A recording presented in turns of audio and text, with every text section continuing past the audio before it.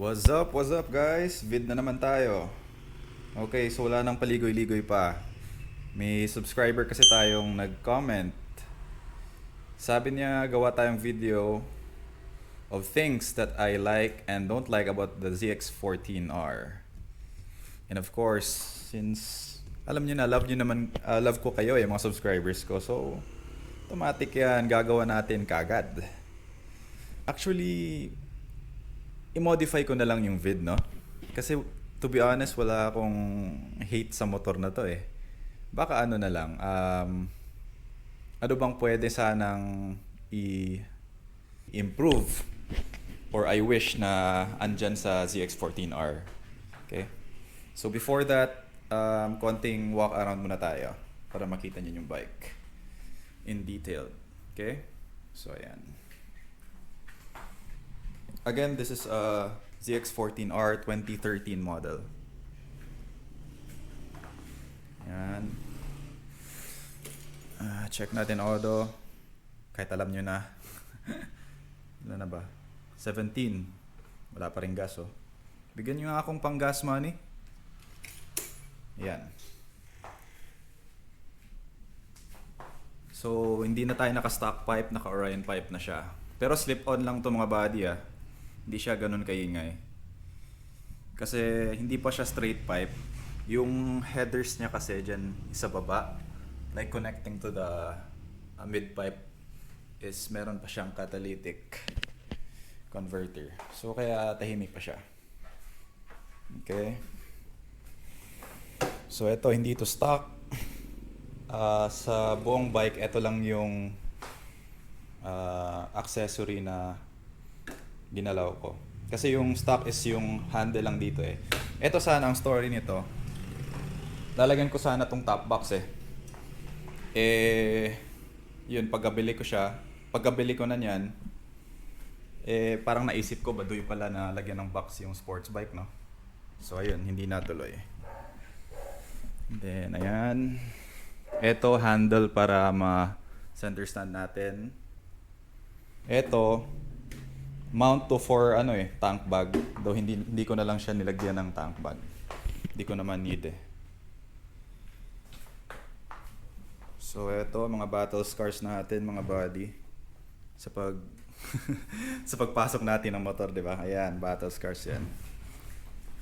Though hindi naman kasi ako ganoon kaarte in regards to that. Paint lang naman 'yan eh. Madali lang man i-fix. So ayan. Basically stock lang. So eto, may holder tayo, quad lock. Then, nga pala, bumili akong gulong. Eto, maganda gulong natin. Michelin Road 6. Michelin Road 6. Masakit din sa wallet yan. Pero in my opinion, napakasulit naman. Kasi sobrang kapit and long lasting. So back to the topic, ano bang pwedeng ma-improve sana dito sa ZX14R? Okay, start natin sa brakes. Actually, yung brakes ng 14R, it's very decent na. Actually, sabi nila, mas maganda pa daw yung brakes nito compared sa Hayabusa eh. Pero, being napakabigat niya, 290 kilograms ata to, or 270, basta something yung mabigat. Mas okay sana na mas malakas na brakes. Kasi I've tried talaga yung mga high performance bikes, yung naka Brembo, yung talagang top of the line Brembo brakes. Talagang sobrang kapit talaga ng brakes nila, mga buddy. Parang hihinto talaga ang mundo mo. So, ayun, if yun ang brakes na andito, talagang solid. So, next. Ito, I think, issue talaga tong Kawasaki eh, pero i-include ko na lang dito. Yung fuel, fuel cap. Kasi, dati ko kasing bike din, Z1000. Napansin ko talaga sa mga Kawasaki, yung nila, yung gas tank cap nila, madaling mag-corrode. like nahihirapan kang buksan siya, oh. So, kaya huwag niyo ipilit mga buddy, kasi baka mamaya masira yung key niyo. Mas malaking problema tuloy. So ayan, nako-corrode yung gas tank niya. So ang fix ko naman dyan, well, hindi siya fix, ano lang, temporary. Nilagyan ko siya yung white grease something ba yun? Tapos ayun, nagsosoft na naman siya. So apply lang ko every now and then to remedy that issue. Next, nitpicking talaga tayo dito eh. Diba? Bias talaga ako eh. Okay, pwede pala. So being na napakalakas nito na bike and mabigat pati, of course, malakas yan sa gulong. Okay? Automatic na yan. And ang gulong is one of the most pinakamahal na maintenance sa mga big bike especially.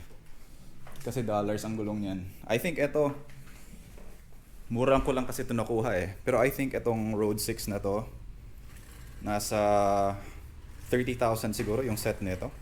Ngayon, 190 to sa likod eh. Then sa front, 120. So check nyo na lang if magkano yan. So next, sa appearance niya, oh yeah, etong ano pala, rear tail light. Ayan o, tingnan nyo maigi. Napapaghalataan nyo na old model siya, no?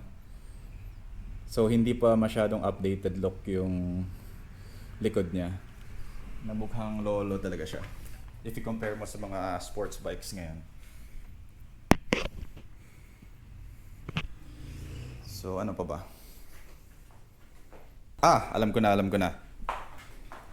Sa mga bagong mga motor kasi ngayon, meron na silang quick shifter. And oh my god, if na-try nyo yung quick shifter, talagang, alam mo yun, it's one of the features na pag na-try mo, parang masuspoil ka na. So ayun, etong bike kasi na to, it's old model na to eh. So talagang ano lang siya, wala siyang ganong feature. So if may quick shifter sana to, napaka-okay sana. And ano pala, cruise control. Wala din tong cruise control. So for long rides, napaka-convenient sana nun if meron kang gantong feature.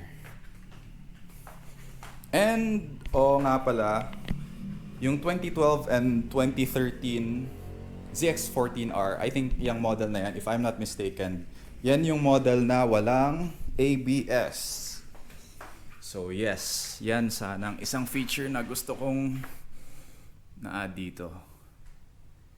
And if nagtatanong kayo kung bakit buhay pa ako after 2 years of riding this na walang ABS, mga buddy, we have the same exact question. Paano nga ba nangyari yun?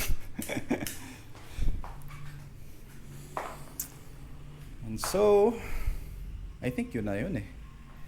Wala nang iba. Oo nga pala. Isang ayaw ko dito is yung side mirrors. Kita nyo? Ang daming tama, di ba? Isang reason for that is yung side mirror na to is fixed.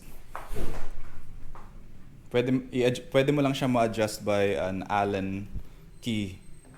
Unlike other mas modern bikes ngayon, pwede mo na siyang ganun eh. Paano ba yun?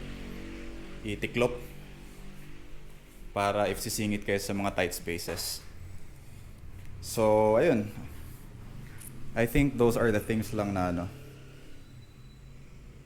I wish na meron yung ZX14R. Okay, so tapos na tayo sa mga negative. So, punta na naman tayo sa mga gusto ko sa ZX14. So, ito mabilisan na lang kasi paulit-ulit na lang tayo nito eh. So, okay, ang gusto ko, itong headlights. Sa Japan, yung ZX14, meron siyang nickname na the Six-Eyed Demon. Kasi diba, 6 yan, no? 1, 2, 3, 4, 5, 6. So pag nag-ilaw yan sa gabi, Six-Eyed Demon talaga yan. Na naghahabol sa Hayabusa. Oshi! Hayabusa Killer! So ano pa bang gusto ko? Yun. Ano naman yun? Tawag dito. No need to mention na nga yung speed, stability ng bike, and then yung handling. So pass na tayo dun. Ito. Yung classic ano na yan, analog gauge. Gustong gusto ko yan compared sa mga digital. That's just me though. And then, ayaw nga pala, yung gas tank nito, isa sa pinakamalaki sa sports bike. If not, ang pinakamalaki. 22 liters ang capacity nito mga buddy. So, ayan. That's good for touring. Quote and quote. Sa looks, ayan. Ito siguro yung pinaka-favorite aspect sa look na gusto ko. Itong stripes na to sa gilid. Parang yung Monster Energy drink, no? So, napakalupit. Astig tingnan. Then, ano pa ba? Yes, yung ano pala. Isa sa one of the few electronic safety feature niya, yung KTRC, yung traction control. Gustong gusto ko yan kasi if wala yung traction control na yan, siguro ilang beses ko na na-drop yung bike na to. So, ano pa ba? Oo nga pala, di ba nabanggit ko? Ito, center stand. Isa din yan sa mga deciding factors ko talaga na ito yung pinili ko. Napaka convenient pag may center stand ka talaga. Sa alam ko walang ibang sports bike na may center stand. Ito lang. So, I think that's it. Of course, yung given na rin is yung Japanese reliability. Talagang wala. Ano na yan? Known na yan na pag Japanese bikes reliable talaga. So, I think that's it for this video.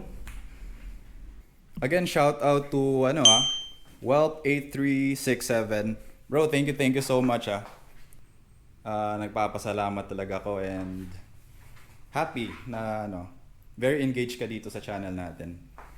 You guys enjoyed this video and don't forget to like, subscribe, comment to support this channel. Okay guys, thank you. Peace out.